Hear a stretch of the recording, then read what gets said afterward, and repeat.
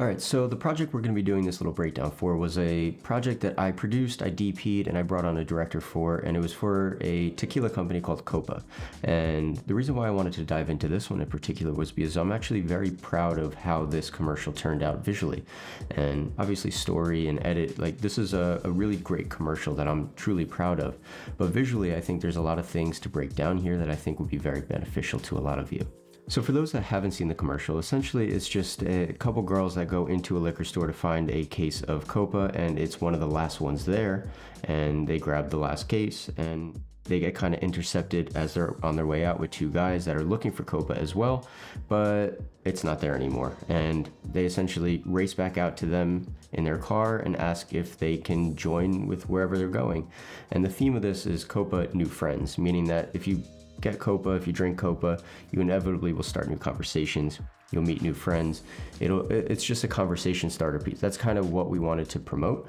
And then eventually it leads to them going to a bonfire, having a great time with friends, and the two guys intermingling with new people that they otherwise wouldn't have. So that's pretty much the basis of this commercial.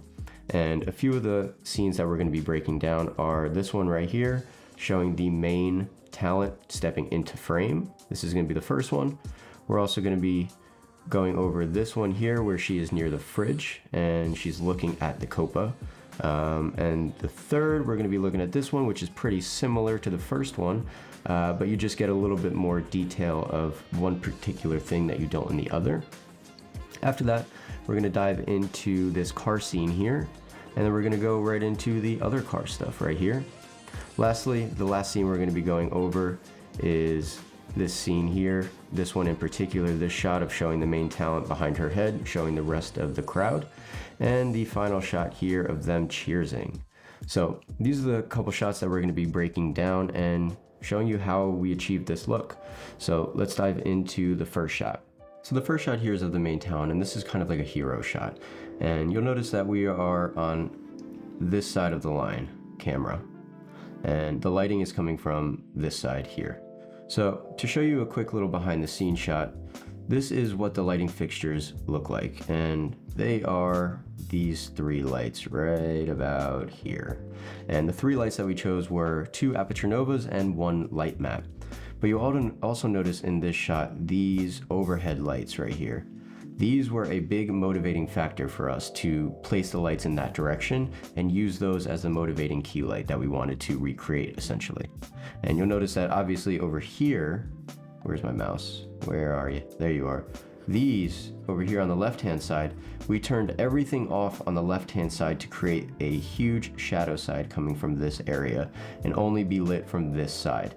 And that for us was just a way to control the room, control the ambience, and make sure that we knew what side was shadow, what side was the key side. So going back to this image again, you'll notice that this is a really soft light and the roll off here is really soft. And the reason for that is we had a few other fixtures that helped wrap those three lights and make it a really nice soft wrapping source. For the wide, you want to have things that aren't as close to the subject because you'll see it in frame, but when you move closer to the subject, you want to bring your sources a little bit closer to get softer light, and that's what we did here. So the first thing you'll notice is this 2x3 flag here. And what is this doing? Essentially, it might not look like it from this angle, but this light is actually facing towards talent, this direction here.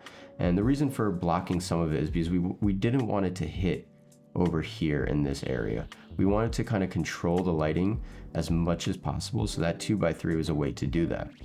And then you'll also notice that we have this huge 4x diffusion, and that is for this light over here going into it and the one in the back going into it as well. And the reason for this is when Sophia walks up to the light, it's not as harsh and it's double diffused because obviously they're in a softbox, but going through the 4x makes it double diffused and extra soft. So the next light that we added was specifically meant to be more for like an eye light and to wrap the subject a little bit more and make it even softer. And what we did is take this Asterotitan tube, put it in a sock, and make it really, really soft. And the really great thing about a sock is you notice that it is black over here and diffused right here and black on the other side, which means that you don't have the spill on the sides from a tube. It's very controlled and very directional. It's kind of like the pool noodle trick. If you guys remember me talking about the pool noodle, it's kind of like that, but it's better and more professional. And with the pool noodle, the issue is you run into a complete spillage of the light and it just spreads everywhere. But with this one, it's way more controlled and directional, so you could be way more intentional with the light. So the other thing that we notice is right back here. I wanted this whole commercial to feel warm, summer, inviting, and I was not afraid to use hard light. So what we did is took a Lico and added it in the background right around here and just shined it right back here. And obviously you could see it a little bit more on her here, less than on her. But we also have another Lico, I believe, hidden behind this wall here, highlighting some of these bottles.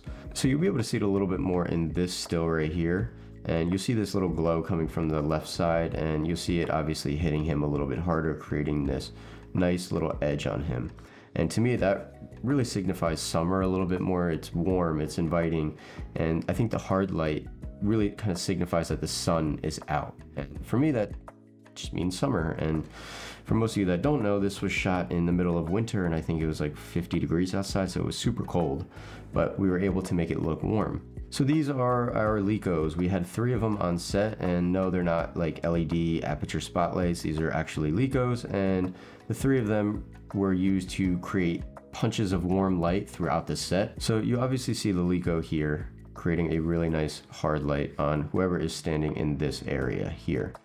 You'll notice that there is this Lico in this position here. I think we moved it based on the positioning and the blocking, but again, that one is used for the background on the alcohol.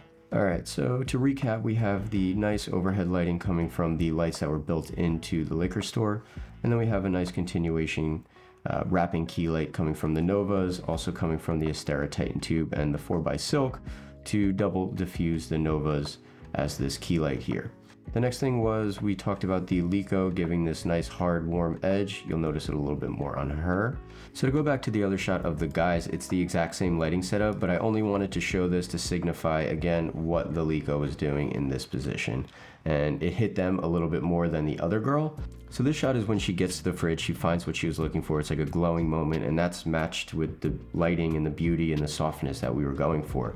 And the way we composed it, we kept the overheads right here and right here on, and you'll notice that it looks like it could be the motivating light. It could be the actual key light that is, lighting her face, but in actuality at the location, it was about 10-12 feet away. It wouldn't actually do that, but by showing these in frame, it signifies that that is the light that is keying her face. So in your brain, it registers.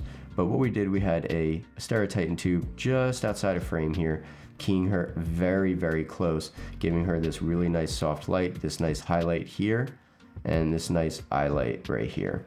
All right, so this is the behind the scenes shot, and you'll notice that Sophia is right here. She's really close to the fridge, and this tube, we actually have 2 of them are really close to her. We have one kind of overhead and one wrapping her a little bit closer to her face, and that is giving this really nice soft light. Like, you can't even see this line. It's literally not even defined enough to be close to a hard light. Like, this is a really soft light, and it also gives a really nice pop up here, which that top light does. This is just a really nice beauty shot, and that was only lit by those 2 tubes and a little bit of the lights from the fridge. But in actuality, just those 2 lights, they had to have been maybe 3 feet away from her face. So that was just a demonstration of close soft light equals really soft light. If I could take 30 seconds of your time real quick before we dive into this, I just want to promote my new t-shirt right here. And obviously you'll see in the background, it's me holding an easy rig on a surfboard riding a wave under sun and palm trees. But on the front, you'll see that there's 3 sayings: create more, try more, and fail more. And for me, this is kind of like a little creed to live by. And it's essentially like, if you're not creating something, if you're not trying hard enough, you are not failing enough. And when you fail more, you learn more, you grow more by failing. You don't learn as much by winning all the time. And I know that might sound weird, but to be able to try things, to be able to expand your knowledge, to be able to get out of your comfort zone might mean that you will fail sometimes, and by failing, you will inevitably learn more. This was in collaboration with my best friend Tomas, who owns a clothing company called East Waves Co., which is a surf-inspired clothing brand. And lastly, by supporting us, you're also going to be supporting a really great nonprofit foundation called Malele Home. Malele Home is a nonprofit organization in Kenya that helps teenage boys get off the street, rehouses them, educates them, and eventually will reintegrate them back into their family and community. This nonprofit holds a dear place in my heart. When I visited them earlier last year shooting a documentary, I really got to know the people involved, and that's why I decided to donate all the proceeds to Malele Home in hopes that it could help them in some way. So if you're interested in buying a shirt and not only helping us, but helping this nonprofit for a good cause, click the link in the bio to pick up your shirt. So the next shot is the car scenes. And the first one we go over is this static shot of them. They're ready to pull out and the guys run up to them, try to sweet talk their way into joining them to go to the party. And what's really cool about this shot is I needed to make it look like it was going to match the shots that we were about to get right after this, the matching scene of them actually driving. And the reason why I needed to match that is because if you look at these shots, you see that there's flares, you see that it's nice golden light. In this particular location where we were shooting, we were in the shade. We couldn't get any direct sunlight, but you'll notice that they're getting hit with this warm light right here. She's getting hit with this beautiful warm light, but it's not really hitting, her eyes or her face. It's just kind of hitting down here. And what we did to be able to accomplish that is we used where is it? There it is. We used a aperture 1200 going through a diffusion and in camera just warming it up to make it look like the sun is actually hitting them. I just needed some hint of light coming from this direction to signify that the sun was at a particular angle that is going to match well with the next couple scenes. So for the next couple scenes, this was the driving scenes, and obviously we didn't have a trailer. We couldn't rig the lights anywhere. It was just due to the time of day and scheduling to make sure that we were driving at a particular time of day to make sure that the sun was going to hit right for us. And that was really important during the scout, was making sure that we knew where we were going to be driving, where the sun was going to be, and what roads were going to be the best for us to shoot. You'll notice the passenger in this car is getting hit with this light coming from this side, which is backlighting them. And if you know a car, the passenger is on the opposite side of the driver's seat. But if we go to the next shot, which is of the driver is also getting backlit here. So how did we do that? We essentially just drove in a square, and any time that the sun was being backlit, or any time that the talent was being backlit by the sun, that was when we had to shoot. And then we would just flip the car and drive the other way to get the talent. So bouncing between the two, we're both going I think we're going on the same road, just flipped. And the talent in the first shot here, the passenger is getting hit with the backlight. Now the driver is getting hit with the backlight. But that was for me it was honestly more of like a stylistic thing in terms of not really making sense in realistic terms. Like, it's a commercial. It needed to look good. I wanted to show that we're about to get into dusk, nighttime. It's golden hour. And we had 3 or 4 shots in this sequence, so I just wanted them to be backlit. I just thought it was going to be pretty. So we just had to position them the right way and only shoot when the talent is being backlit. So looking at the sequence, I actually like this one shot here because it just like promotes warmth, and normally I'm not super heavy on front lighting a subject, but I think this was like a really great use of warm light on a subject's face. Like, when you think of summer, you think of the sun beating on your face, and that's kind of what this look gives me. And then moving on to the next couple scenes, backlit again, backlit. Everything is just backlit pretty, and with the flares, with the sun, and that was just visually what I wanted to come across, is just inviting, warmth, happy, golden hour, they're about to go party, it's a good time. And if I did it more in a realistic thing, only one person would have backlit, and the other ones would have been a way more boring, flat looking image because the sun would have just been beating on them. Again, as a DP, it's your job to make things look visually good, and most people that are watching this commercial aren't going to pay attention to the fact that everyone is being backlit, and it really doesn't make sense. No one's going to pay attention to that. And also the way it's being cut, they could be on different sides of the road, they could be making turns, they could be doing all those different things. But in reality, it doesn't matter. Just backlight them. It looks fine. So the last thing we're going to be going over is the campfire. This is at nighttime. This is when the girls and the 2 new guys arrive to meet all of their friends with the drinks.